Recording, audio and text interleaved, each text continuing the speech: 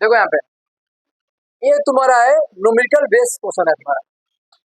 ये तुम्हें ये वाला क्वेश्चन तुम्हारा या लाइट का हो या लेंस का हो, एक क्वेश्चन इस टाइप का एक ना एक तुम्हारा रहेगा, चाहे केस स्टडी में रहे। अभी क्वेश्चन मत लियो समझो, कैसे भी रहे, लेकिन एक क्वेश्चन जब मान के चलो एक तुम्हारे एक बोर्ड में फाइनल बोर्ड तुम्हारा रहेगा एकदम। पूरे लाइट चैप्टर में सबसे इम्पोर्टेंट क्वेश्चन कौन सा है? यही वाला। तो क्वेश्चन समझ दिया क्या है पहले देखो, पहले हिंदी में पहले किसी दर्पण में, किसी अवतल दर्पण में, नाम क्या दे दिया है? अवतल दर्पण। तो बताया था जब भी अवतल दर्पण आएगा क्या होगा, सारे के सारे माइनस।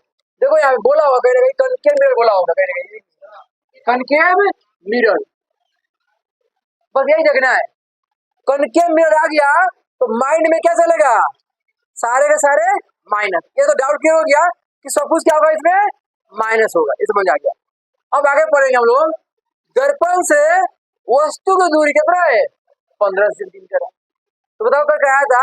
वस्तु दूरी को किसे रिप्रेजेंट करते हैं गोपाल? वस्तु दूरी को किसे लिखते हैं हम? नहीं मालूम, यू से लिखते हैं। तो यू का मान क्या दिया हुआ है तुम्हारा? 15 दिया हुआ है। कहीं डाउट है? ये क्वेश्चन में कभी यू नहीं बोल के ऐसा देगा। वस्तु दूरी 15 यहाँ पे बोला है, यहाँ पे when an object of size, ये तो अलग हो गया है, place a distance of 15 centimetre from concave mirror. जो ऑब्जेक्ट है वो कनकेव मिरर से कितना दूर पे है? 15 सेंटीमीटर। इसका मान क्या हो गया? 15 सेंटीमीटर। और बोला है फोकस दूरी कितना है? 10 है। तो फोकस दूरी को किससे लिखते हैं हम लोग? एफ से। मतलब एफ का मान कितना हो गया? 10 हो गया। कोई डाउट है? नहीं। और दिया हुआ है वस्तु की ऊंचाई कितना दिया हुआ है? 1। देखो वस्तु की ऊंचाई कितना दिया? 1। तो पता है वस्तु की ऊंचाई को किसे लिखेंगे? h1 की h2 से लिखते हैं हम लोग, h1 से लिखते हैं। h1 क्या दिया हुआ है? 1 सेंटीमीटर। कहीं डाउट है तुम्हारा यहाँ तक? u क्या हो गया? वस्तु दूरी। f क्या हो गया? फोकस दूरी। h1 क्या हो गया तुम्हारा? वस्तु की ऊंचाई। ये आगे मत ये रुक गया। फिर देखो यहाँ पे बोला है when an object of size is 1 centimetre. Object के साइज को किसे लिखे हम लोग? h1 से लिखे दिया है। इस प्लेस है distance of 15 centimetre from concave mirror. तो ऑब्जेक्ट का जो डिस्टेंस है कितना है? 15 सेंटीमीटर लिखते हैं। आगे क्या दिया है? एंड फोकल लेंथ कितना दिया हुआ है? 10। फोकल लेंथ जो करेंगे हम लोग एफ से 10 दिया है। ये हो गया डाटा क्या गिवन है, गिवन हो गया।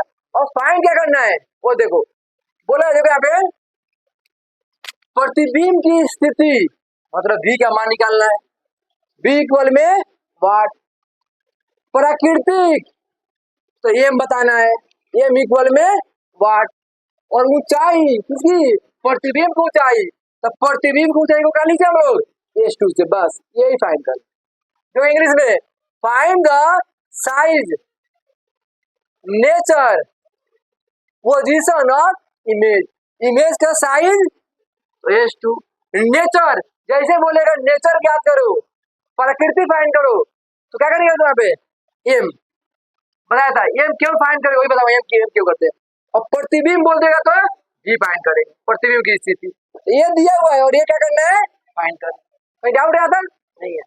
अब देखो यहाँ से, अब यहाँ पे हम लोग यहाँ पे दर्पण सूत्र, दर्पण सूत्र यानी मिरर फॉर्मूला, मिरर फॉर्मूला लिख देंगे यहाँ पे। तो क्या था मिरर फॉर्मूला? क्या होता है? 1/v 1/u 1/a। अब सबसे पहले साइन देख लो, ये कौन दर्पण था तुम्हारा? अवतल। ये भी माइनस में, ये भी माइनस में, इसको माइनस मत करना, ऊंचाई को माइनस में नहीं करना, बस u और ये इसको माइनस में मत करना। ये माइनस में क्यों आया? क्योंकि क्या तुम्हारा है? अवतल दर्पण है कनकेव मिरर। बताया था कि माइनस और किसी का सारा डाउट पड़ गया था क्लियर तक। अब देखो इसमें किसका मान निकालना है? u का, v का, ये किसका मान निकालना है? इसमें v का। जिसका मान निकालना होता है वो सब क्या करते हैं हम लोग? एक तरफ करते हैं। तो 1/v इक्वल में 1/a प्लस है क्या हो गया? -1/u। कहीं डाउट है? इसको लेके आओ उधर, जिसका वैल्यू फाइंड उसको क्या कर देना, सिंगल कर दो बस। 1/v। अब बताओ ये कितना है तुम्हारा, माइनस का 10, जहां माइनस ब्रैकेट लगा दो, याद रखो कभी गलती है। माइनस यू कितना है, माइनस का 15, ब्रैकेट लगा दो। कहीं डाउट है? नहीं। फिर देखो 1/v क्या है, v। माइनस कभी नीचे नहीं होता है, ये माइनस गया ऊपर तो क्या हो गया, माइनस का 1/10। ये माइनस के ऊपर क्या हो गया, प्लस 1/15। बताओ वो वाला आया कि नहीं आया स्टेप, आ गया ना। अब क्या करें बताओ, क्या पे एलसीएम ले लो दोनों का, 10 और 15 का एलसीएम लो, कितना तुम्हारा आ गया, तुम्हारा 30 आएगा। कितना आ गया, 30। अब इसे भाग देते हैं ना, कितना आ गया है, 3 बार में गया तो 3 से मल्टीप्लाई करोगे तो -3 कम का 3 प्लस, फिर 30 से भाग दो, 15 से कितना 2 आया ना, 2 से करो मल्टीप्लाई, कितना हो गया 2 एकम 2। यहाँ कोई मतलब कैसे आया, याद नहीं, एकदम क्लास 6 7 का कोई कंसेप्ट है वाला। अगर ये भी नहीं आएगा तो फायदा क्या है तुम्हारा, बताओ। देखो फिर इसको यहाँ दिखाई नहीं देगा, देख लो 1/v और 3 में 2 1 बड़ा माइनस का 1/30 आ गया। लास्ट में अगर पलट देना, क्या करना, इसको पलट देना, मतलब इसको ये ऊपर गया और ये भी ऊपर जाएगा तो 30। नीचे में कभी एक लिखते हैं हम लोग नहीं, एक को क्या कर दो, साइड कर दो। v का मान क्या हो गया, 30 सेंटीमीटर। बताओ कोई डाउट है? देखो इसको क्या करें, यहाँ पे पलट दोगे, ये ऊपर गया ये भी ऊपर जाएगा, तो ये तो लिखते नहीं हम लोग, तो v ऊपर हो गया, आइए क्या हो गया, इस वजह से बस लास्ट में पलट देना तुम्हें, कोई सी लास्ट में इसको पलट देना तुम्हें। कितना हो गया, 30 आ गया। अभी बताया हूँ कौन दर्पण है, यू वी एफ क्या होता है, आगे नहीं है माइनस, आगे ना। अब तो v का मान पहले आंसर तो आ गया, v का मान, कोई डाउट है नहीं। अब क्या बताना है, जो यहाँ पे प्राकृतिक के लिए एम, जिसको बोलेगा प्राकृतिक बताओ, यानी नेचर बताओ, तो याद रखो नेचर का मतलब होता है एम का मान फाइंड करना। क्या होता है, एम का मान फाइंड करना। जिस क्वेश्चन में आए, देखो जिस क्वेश्चन में बोलेगा प्राकृतिक ज्ञात कर, क्या बोलेगा, प्राकृतिक ज्ञात करे, तो क्या फाइंड करोगे, एम का मान। एम का मान क्यों फाइंड करेगा, अभी से मान चल जाएगा। तो एम क्या कराया था, एम का फॉर्मूला क्या होता है बताओ, -v/u, तो -v/u लिख दिया पे। अब देखो एम का एम, माइनस का माइनस, v का मान क्या है तुम्हारा, -30, -30, u का मान कितना आया तुम्हारा, u का मान -15, तो -15। अब ये माइनस क्या हो गया, कट गया। अब 15 से कितना हो गया 2, एम का मान क्या हो गया, -2 हो गया।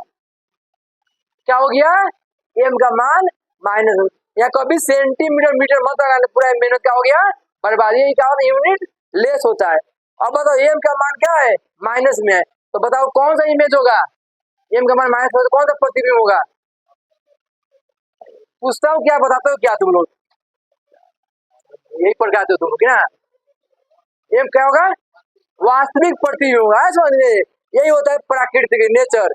नेचर मतलब होता है कि कैसा प्रतिबिंब होगा, काल्पनिक की वास्तविक, तो उसके लिए एम ही एक रास्ता, एम ही बताएगा ये वास्तविक है कि काल्पनिक है। अगर यही एम का मान क्या होता है, पॉजिटिव होता है, क्या लिखते हैं, काल्पनिक प्रतिबिंब है, वर्चुअल इमेज है, और एम का मान क्या हो गया, माइनस में हो गया, क्या बोलोगे, काल्पनिक वास्तविक प्रतिबिंब है। क्या बोलोगे, क्या होगा, नेचर क्या होगा, प्रतिबिंब क्या होगा, रियल इमेज होगा, क्या होगा, रियल इमेज होगा, यानी वास्तविक प्रतिबिंब होगा। तो इसका बताओ प्रकृति का मतलब क्या होता है, रियल की स्थिति बताओ, प्रतिबिंब की स्थिति बताओ, तो प्रतिबिंब कैसा है, रियल है, और रियल होगा तो क्या होगा, इन्वर्टेड, उल्टा होगा तुम्हारा, वास्तविक है उल्टा, यहाँ पे लिख देना, तो जगह की प्रॉब्लम है नहीं लिखा। अब क्या हो गया, एम भी क्या हो गया तुम्हारा, हो गया फाइंड हो गया, 2 फाइंड हो गया। अब लास्ट कौन बचा हुआ है, H2 बचा है। याद करो एम का एक और फॉर्मूला था, याद करो कौन सा, एम इक्वल में H2/H1, था ना। अब एम का मान कितना आया है, -2, और H2 तो दिया हुआ है, H2 तो फाइंड करना है, यहाँ पे जो का त्यो लिख दो, और H1 कितना, H1 1 है, एक नीचे एक लिख के कोई वैल्यू होता है नहीं, तो डायरेक्ट लिख दो, H2 का मान कितना हो गया, -2। और याद रखो कौन प्रतिबिंब है, वास्तविक, और वास्तविक प्रतिबिंब की ऊंचाई क्या होता है, माइनस में। कल बताया था, देखो कल जितना भी कराया था आज की क्वेश्चन के लेकर जितना मेहनत मैं किया था, आज तुम सारा डाउट क्या हो जाए क्लियर हो जाए। ये टू क्या होगा, देखो वास्तविक प्रतिमाता ही ऊंचाई क्या होगा, माइनस में होगा। क्या है प्रतिमित का माइनस में आया कि नहीं आया, आ गया ना। ये तो पेपर में से पूरे ऐसे ही करके तुम्हें क्या करना आना पड़ेगा, तो पूरा नंबर मिलेगा। सिर्फ यहाँ करके छोड़ के मत आना, यहाँ से करके पूरे लास्ट में करना पड़ेगा, ठीक है ना। चलो अब